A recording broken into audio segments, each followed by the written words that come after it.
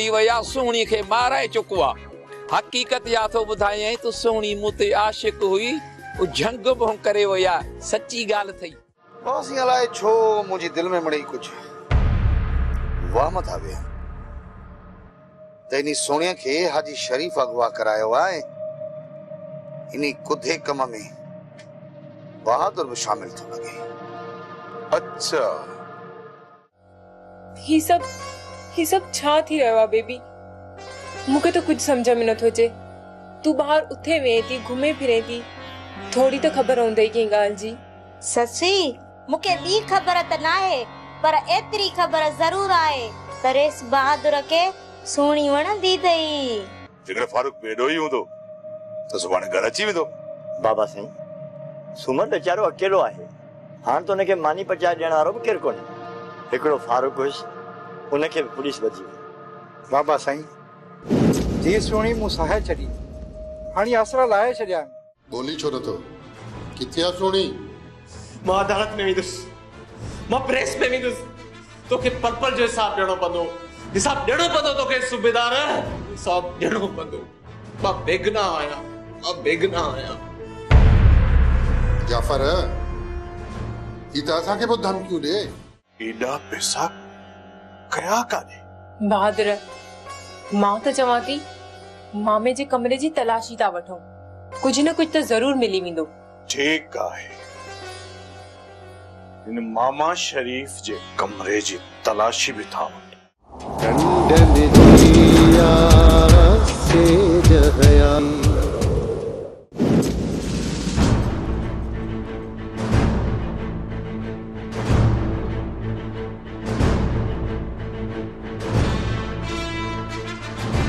ये फारूक एडो तशद्दुद एडो जुल्म एडो काट राणा साहब फारूक के तशद्दुद पैसा वठी कयो वियो आहे एडो काट थींदो आहे छा तो में ज़रो बराबर भी इंसानियत ना है तो फारूक ते एतरो तशद्दुद कयो आहे। मां तो के हींअर जो हींअर सस्पेंड तो कया। सर तव्हां पाणी ते इजाज़त ॾिनी जेकॾहिं फारूक कूड़ ॻाल्हाए तो उन ते थोरी सख़्ती कजो। ही थोरी सख्ती आ ही त कत्ल जो इरादो आ। सूबेदार साहब तो ते 107 जो केस लगी सके तो। वारो कयो एम्बुलेंस घुरायो फारूक खां अञा रत वहे तो जेकॾहिं अस्पताल जल्दी न पहुतो त ही बेचारो त मरी वेंदो। हाँ जल्दी एम्बुलेंस घुरायो फौरी तौर। सिकंदर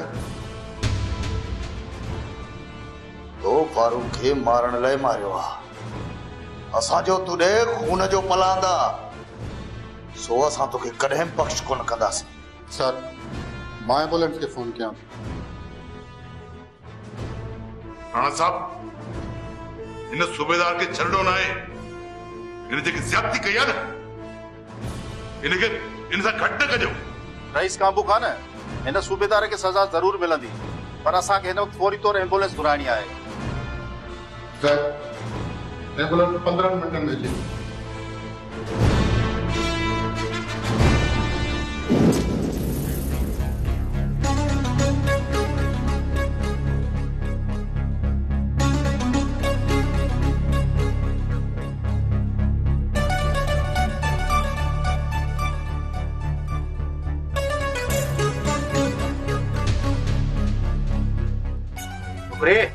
मानी खणी आया मानी खा त बुख मरी वेंदे। हाँ ये किनो मुंह करे नवे मुंह सही करे वे। मां कोन खाईंदस मानी खणी वञो पांजी मानी भली मुके उफट मारे छडियो पर मां मानी कोन खाईंदस। न खाईंदे त छा आहे मां वनी खाई छडींदुसां त तुंहिंजे असर ते रहंदासीं छा। हिकु दफ़ो चयो मां न कोन ॿुधई बुख मरी वेंदस पर मानी कोन खाईंदस। मां भी ॾिसां थो त केतिरा ॾींहं मानी नथी खाई बुख लॻई न पाणे इलाज कंदे। तू मुके अञा कोन थो सुञाणी जेकॾहिं तू जिद करी थो न त मां भी जिद कंदस कोन खाईंदस मानी खणी वञ वापस। तू भी ॻाल्हि कन खोले ॿुधी छॾ मुंहिंजो नालो भी जाड़ो अथई ॾिसां थो केतिरा ॾींहं बुख थी रही जेसी ताईं मूंखे इलाज न कंदीअ न त मां भी मानी कोन ॾींदोसि। ऐं ॿी ॻाल्हि ॿुध जेसी ताईं तू जेरी आहीं न असांखे पैसा मिलंदा ऐं जे मरी वए त किथे जंग में उछलाए छॾींदासीं। तू जेस ताईं मूंखे न ॿुधाईंदे न त मूंखे अगवा कीअं करायो आहे तेसी ताईं मानीअ जो हिकु गिरह बि न खाईंदसि। इहा ख़बर असांखे न आहे। असां पंहिंजे कम सां कम रखंदा आहियूं। असांखे वधीक ख़बर न आहे। ऐं हा, चुप करे वे, घणा सवाल जवाब न कर। छोकरी, कन खोले ॻाल्हि हिकिड़ी ॿुधी छॾ। तूं हितां कॾहिं बि बाज़ियाब कोन थी सघंदे। ये कॾहिं बि किथे न आहे थियो त जिन जा नंग खजी वञनि रहंदो पुलिस उन्हनि खे तंग करे। रेसे इहो मुजन ऐं बंगुल असां सां पिटी रांदि विढ़ी रहिया आहिनि।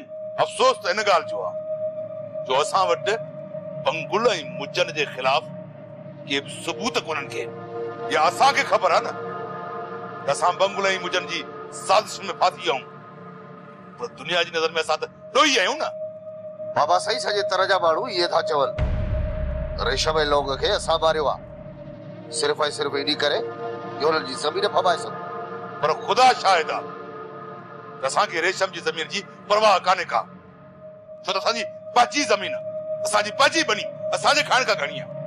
रेसा असांखे इन बंगुल ऐं मुजन जे साज़िशी ॼार खे रोड़ण लाइ ताक़त जी न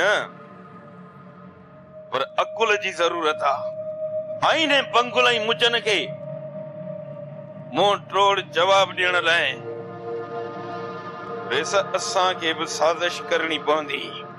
पर इन्हनि सभिनी कमनि खां अॻु असांखे पंहिंजा नंग बाज़ियाब कराइणा आहिनि। बाज़ियाब रेसा किथों बाज़ियाब थींदा? सोणीअ जो त अतो पतो ई कोन्हे। ॿियो वरी लौंग ऐं रेशम बि गुम थी विया आहिनि ऐं चाचो सूमर सोणीअ जी जुदाईअ में अधु मग़ज़ो थी वियो आहे। पर मूंखे त लॻे थो त चाचो सूमर हाणे चरियो थी वेंदो। भाउ जो बि टंगा फाथाऊं। हाशिम, इहो त शुक्र आहे मुंहिंजो मौला जो एसपी चङो माण्हू आहे, न त हिन महिल ताईं त असां गिरफ़्तार थी चुका आहियूं। बाबल साईं, पत्थर जो जवाब पत्थर सां ॾिबो आहे। तव्हां वेही ॾिसो त एॾी मुजन ऐं बंगुल जो ठाहियल फाओ मां सदली ॻीचीअ में कीअं थो विझां। हा सुठा, ईअं ई करिणो पवंदो, न त तिरनि मां तेल न निकिरंदो। इन मुजन ऐं बंगुल जी ज़िंदगी कंडनि जी सेज बणाइणी आहे। सोढा, हाशिम, हाणे इन मुजन ऐं बंगुल जे कयल हर ॾोह जी उन्हनि खे सज़ा ॾींदासीं। सज़ा। बाबल साईं, रुगो दुआ कयो त हिकु दफ़ो या सोड़ी ऐं रेशम मिली पवनि। पोइ हिननि जे लाइ त मां अहिड़ो तर तपाईंदुसि जो सड़ी मरंदा, अहिड़ो जो असुल जी मुजन ऐं बंगुल जो अल्लाह तला साड़े रख करे छॾींदुसि। ठीकु आहे सोढा, तूं ऐं हाशिम तव्हां ॿई सोणी ऐं रेशम जी तलाश कयो।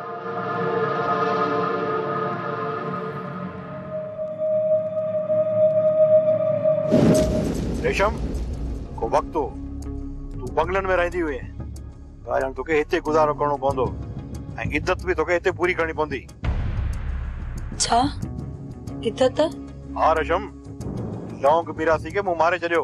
वो कातिल हो मुंहिंजे भाउ जो, कातिल हो, उनी हो, उन जो अंजाम इहो ई थियणो हो। सालिम कहारी, मां तोखे ज़िंदा न छॾींदसि, मां तोखे मारे छॾींदसि। बस हाणे बस, तो त मूंखे उन ॾींहुं मारे छॾियो जॾहिं मूं तोखे पहिरियों दफ़ो ॾिठो। असां त तो ते हले कॾहिं खां कुठल आहियूं। हाणे तूं बि मुंहिंजी ऐं ही मिल्कियत बि मुंहिंजी।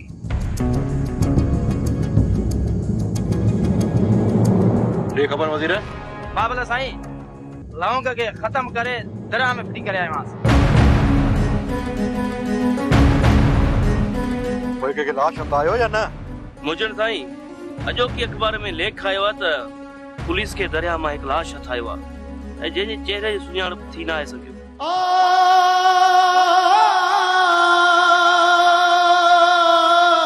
मुजन साईं, असां उहो लाश सुञातो आहे छो त कपड़नि खां असां सुञातो आहे त उहो लाश लौंग जो ई हो। माना त अॼु खां रेशम जा इज्जत जा ॾींहुं शुरू थी विया। बाबल साईं, तव्हांखे ख़बर आहे त मां को ईअं मोटी नसिया छो त वज़ीर जो लोॾो कंध ते गोॾो। ज़ालिमो छा तव्हां मुंहिंजे लोग खे मारे छॾियो? वज़ीर पाण हाणे हलूं था, इनखे हिते बंदि करे ॿाहिरां तालो हणी छॾीस, पंहिंजा हमरा प्यारे छॾीस। ठीकु आहे बाबा साईं।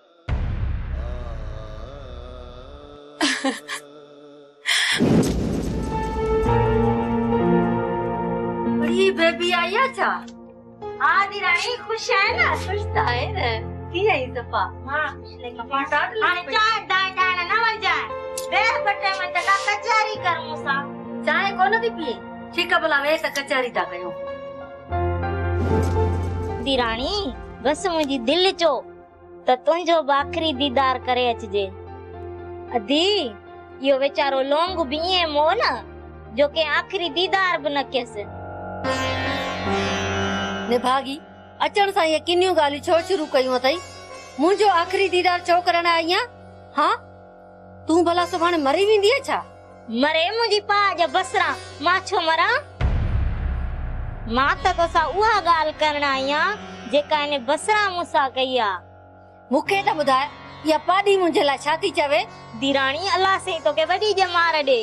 बसरा थी चए सोणीअ रेशम खां पोइ हाणे राणीअ जो वारो आ। वारो? छाजो वारो? केड़ो वारो? दी अगवा थियण जो ॿियो वरी केड़ो? बेबी अल्लाह साईं खैर कंदो, एड़ियूं ॻाल्हियूं त न कर। ये बसरा ॻाल्हियूं केड़ियूं थी करे? दीराणी बसरा थी चए मूंखे फ़कीरन ॿुधायो आ, चवनि था त हाणे वारो राणीअ जो आहे। हा दी अल्लाह सभिनी जो खैर कंदो। दीराणी ॿी ॻाल्हि न ॿुधी अथई? इहो जेको फारूक आ न इने छोकिरे खे पुलिस ॾाढो कुटियो अथई, शल को बचे। मामा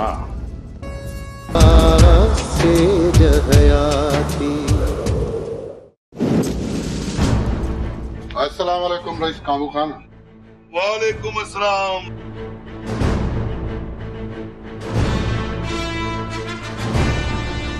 रईस कामू खान कुछ ॾींहनि में ॾोहनि में गैर मामूली इज़ाफ़ो थियो आहे, जंहिंजो एसपी साहब समेत डीआईजी साहब भी नोटिस वरितो आहे। हाँ सूबेदार साहब, पर मामा जे लाइ छा थो करे सघे? अवां जे तावन जी सख्त ज़रूरत आहे, छो त तव्हां जे राज जूं ॿ औरतूं अगवा थियूं। रेशम जे अगवा जी इब्तिदाई रिपोर्टनि मां इहा ख़बर पई आहे त उनखे हाशिम सोढे ऐं साईंदाद अगवा कयो आहे। सूबेदार सिकंदर, जेकॾहिं तोखे ख़बर पइजी वई आहे त रेशम खे मूं अगवा करायो आहे, तो गिरफ़्तार छो करी मूंखे? वैसे मूं ईअं त कोन चयो त रेशम खे तव्हां अगवा कयो। तो हाशिम सोढे ऐं साईंदाद जा नाला खया, ये टई त मुंहिंजे लाइ कमु कंदा आहिनि।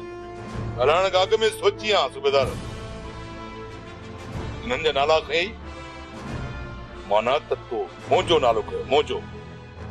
मुंहिंजो इहो मतिलब न हो रईस, तव्हां ग़लति था सम्झो। मां तुंहिंजा सभु मतिलब सम्झां ऐं तुंहिंजे ग़लति ऐं सही खे बि सम्झां। हिकु त असांजूं इज़तूं असांजा नंग अगवा थिया आहिनि ऐं ॿियो वरी उबतूं असांखे थो रोई करार, ईअं न बाज ड्यूटी थो करे सरकार जी। रईस काबू खान, मां कंहिंखे ॾोही या बेॾोही करार नथो ॾेई सघां, इहो कमु अदालत जो आहे। मां सिर्फ़ पंहिंजी ड्यूटी करे रहियो आहियां। बाज ड्यूटी थो कर। फारूक था तूं थाणे में विड़ी, छाजे लाइ? फारूक खे मारण जे लाइ न, कंहिं इंसान खे मारण या तुंहिंजी ड्यूटी आहे। सिकंदर तो भुलियल आई, कानून खां मथां तूं बि कोन्ही को। मां फारूक सोणी ऐं रेशम जो अगवा जो केस तोखे कराए सघां थो। वक़्तु आयो त ईअं बि कंदासीं, छो त कानून आहे त सभु कुझु आहे। वॾी महिरबानी रईस काबू खान कानून सां तावन करण जी।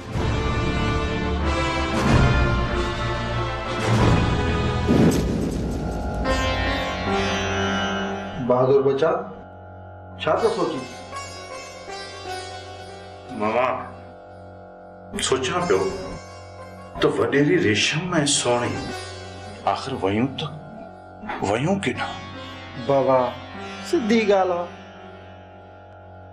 सोणीअ में तव्हां दिलचस्पी वरिती, सा ॻाल्हि फारूक खे पसंदि कान आई। फारूक चालाकी करे सोणी खे अगवा करे कंहिं हंधि लिकाए छॾियो। इन फारूक खे त मां ॾिसी रहंदुसि, पर सभ खां पहिरियों मूंखे उन मुजरिम जी तलाश आहे जंहिं मुंहिंजे बैंक अकाउंट मां पैसा कढिया।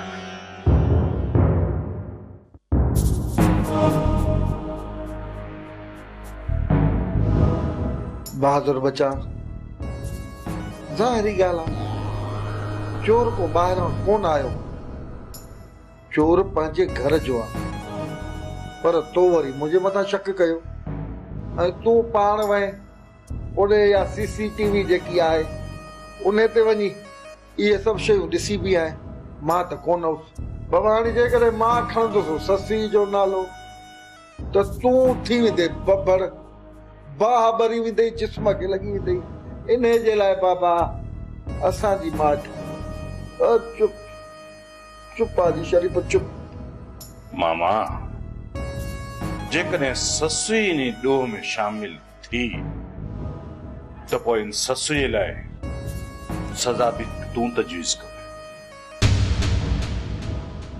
जेकॾहिं ससु ई ते ॾोह साबित थी वञे त मां हुनखे कहिड़ी सज़ा ॾियां?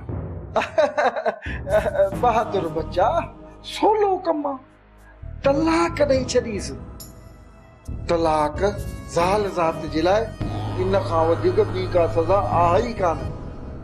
सो तलाक ॾेई छॾीसि, छॾाई दिजा। न मामा, तलाक खां वधीक ॿी सज़ा आहे, मौत जी सज़ा। पुट तोखे ज़ालिमनि ॾाढो मारियो आहे। अलाह कंदो इन सूबेदार खे बि ईअं मारींदा जीअं तोखे मारियो अथई। मूंखे मारे जी परवाह नाहे चाचा सूबत, मूंखे त सोणी जो फिक्र आहे। हाणे मां सोणी खे कीअं ॻोल्हींदुसि? अलाह मालिक आहे फारूक, तूं सोणीअ जी फिक्र न कर। सोणी खे सॼो राज पियो ॻोल्हे। अलाह कंदो सोणी जल्दी मिली वेंदी। चाचा मूंखे ख़बर आहे सोणी खे सिर्फ़ मुंहिंजी नज़र ॻोल्हे सघे थी, ॿिए कंहिं खां बि सोणी न लभंदी।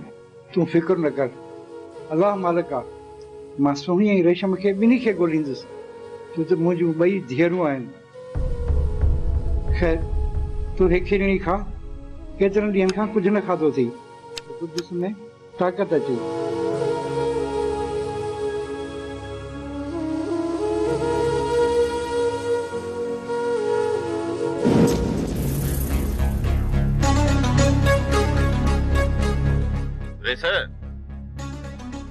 ही सॼी ज़मीन जेका आहे न, इहा वॾेरी रेशम जी आहे। ऐं इहो मुजन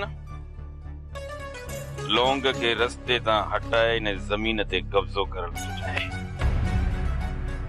पर इन मुजन खे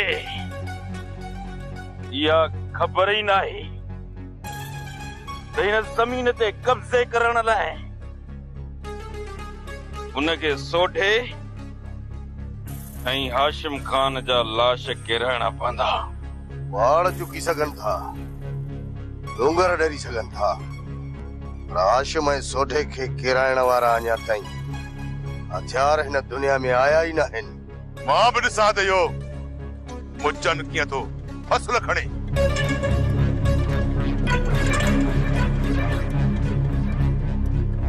बाबल साईं, फसल तयार थियण खां अॻु में मुजन जी क़बर तयार हूंदी। जॾहिं मुजन ज़िंदा ई न हूंदो त फसल वरी छा जो खणंदो बाबल साईं?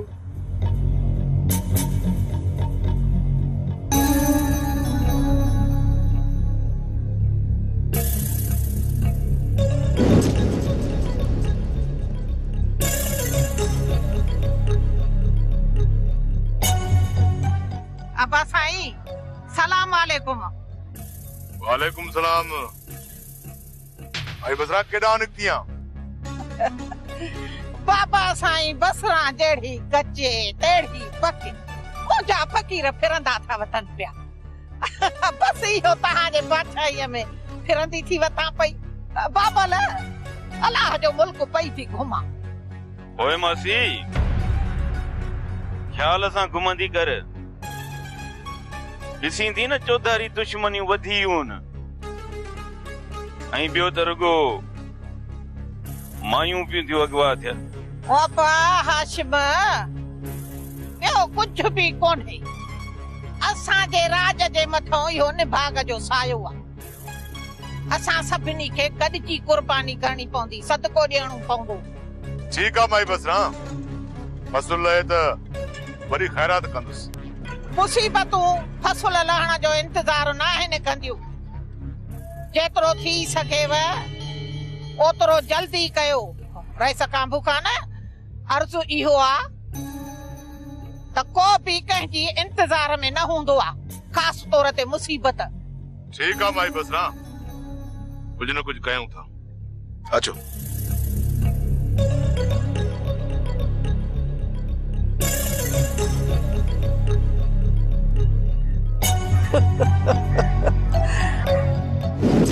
राणा साहब, ये पैसा हाजी शरीफ चुराया है, यह गाल तो पधरी थी हुई है। पर हाजी शरीफ ये पैसा केड़े मकसद लाइ चुराया है ने किथे खर्च किया था, मां यो ॼाणण थो चाहियां। रईस बहादुर खान, इहो अवांजो ज़ाती मसलो आहे। मुंहिंजो मतिलबु आहे तव्हांजे घर जो मसलो आहे। ऐं जेकॾहिं पुलिस हुन में इन्वॉल्व थी त असां इहो न ॾिसंदासीं त हाजी शरीफ तव्हांजो मामो आहे। राणा साहब, मूंखे मामा शरीफ जो लाचार आहे। इहो हाजी शरीफ पंहिंजे दौर जो इंतहाई ख़तरनाक ॾोहारे थी गुज़रियो आहे। उनखे मार मुचड़े जी परवाह न आहे। जेकॾहिं फौरी तौर ते तव्हां उनखे गिरफ़्तार बि कंदव त हू कतई कोन वेंदो। इन करे त मां तव्हांखे चवां थो त तव्हां हिन हाजी शरीफ खे सग सुधो गिरफ़्तार कयो। मज़ो त तॾहिं आहे जॾहिं इहो हाजी शरीफ पेसनि सूदो गिरफ़्तार थिए। ठीकु आहे, मां इहा ज़िम्मेदारी सूबेदार सरवर खे ॾियां थो। पर छा तव्हांखे इहा पक आहे त हाजी शरीफ जेका रक़म चोरी कई हुई उहा ख़तम करे छॾी आहे या किथे लिकाए रखी आहे? पेसनि जे बारे में मूंखे काई ख़बर न आहे। इन करे त मां इन जांच लाइ तव्हां वटि हाज़िर थियो आहियां। बहादुर खान, असां पंहिंजे तरफ़ां भरपूर कोशिश कयूं था। उम्मीद आहे त जल्दी ॻाल्हि जी तह ताईं पहुची वेंदासीं। रईस बहादुर खान, बिना गिरफ़्तारी जे जांच करणु तमामु मुश्किल आहे, पर नामुमकिन न आहे। इंशाल्लाह सूबेदार सरवर इहो करे ॾेखारींदो। वॾी महिरबानी राणा साहब। हाणे मूंखे इजाज़त आहे। ख़ुदा हाफ़िज़। अल्लाह रहमान।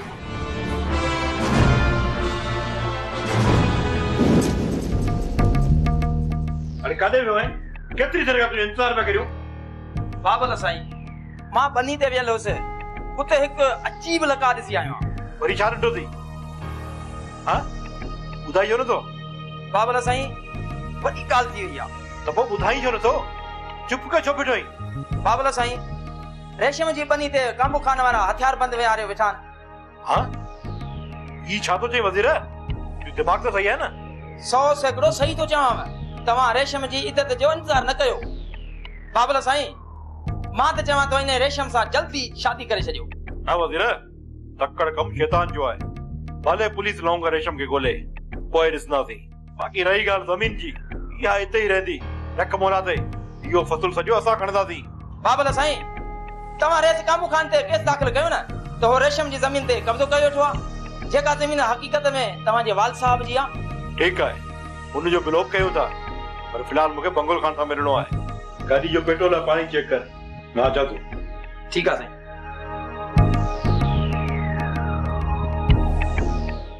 टंडन जी